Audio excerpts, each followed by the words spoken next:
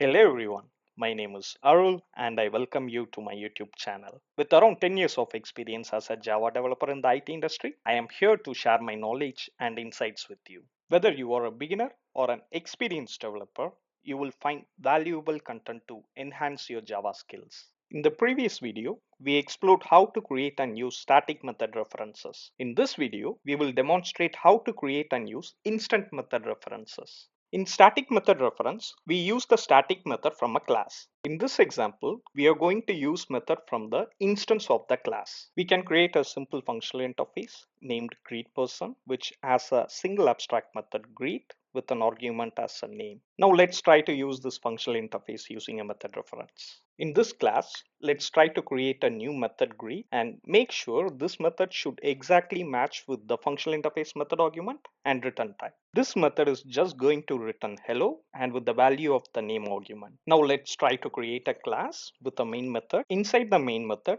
let's try to create a new instance of the class using the new operator. We will use the functional interface without method reference in the first step and with normal lambda expression.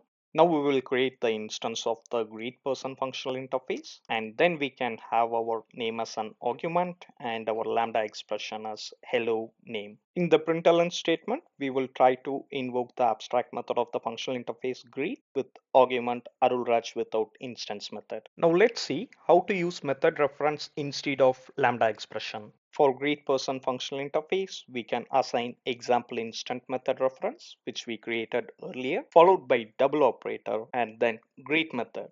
Now we can use our print statement and followed by greetPerson.greet with argument arulraj with instant method reference. On running this program, we should see two print statements. One is without instance method reference and another one is with instance method reference. In this example, we have seen how to use instance method reference. In the next video, we will see how to use constructor method reference. Thank you all for watching my video. See you all in my next one.